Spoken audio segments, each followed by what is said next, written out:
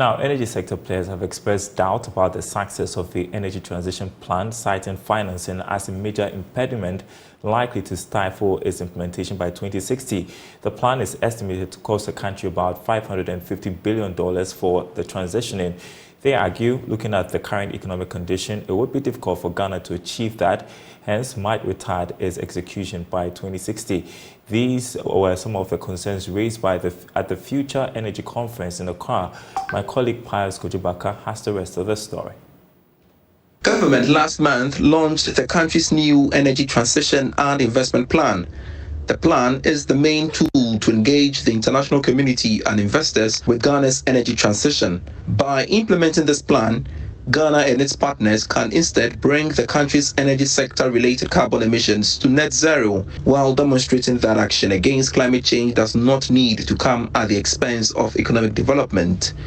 To this end, players in the energy sector are deliberating on how to ensure reliable, sustainable and affordable energy for their respective economies.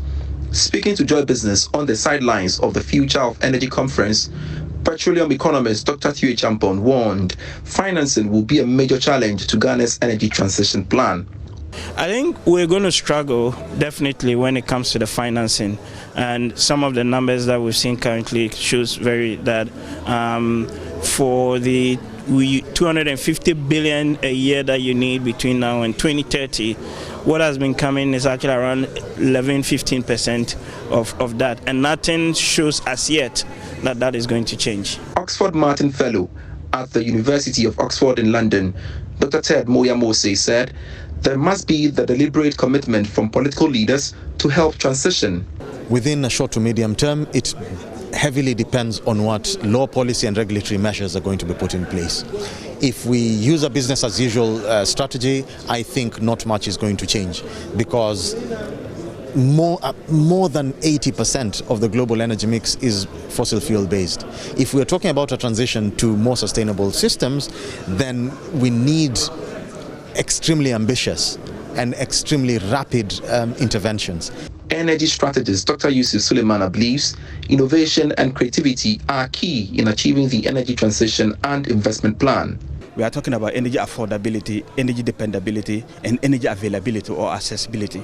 If renewable energy or green energy, what we talk, can have access to this particular paradigm, then I believe we can have what we call a just energy transition. On his part, Director Renewable Energy at Bui Power Authority, Wisdom Ahiataku Togobo, said Ghana can learn from countries that have been able to transition.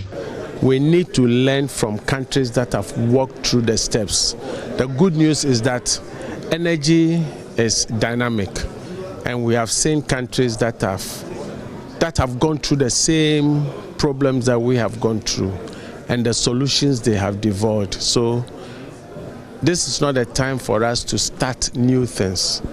So that's why I raised the issue of Malaysia. Ghana started with Malaysia. At that time, we even had more energy than them. But today, Malaysia's energy capacity is about 10 times that of Ghana. The two-day Future of Energy Conference is under the theme Resource Abundance, Sustainable Choices and Innovation Shaping Africa's Energy Landscape.